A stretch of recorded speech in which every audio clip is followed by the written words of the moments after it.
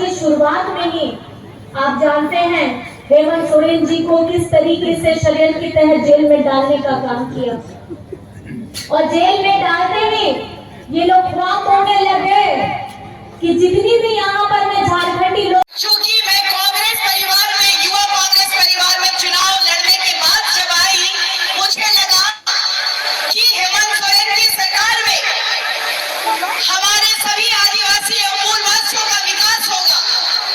लेकिन जो हमारे झारखंड के दिशुगुरु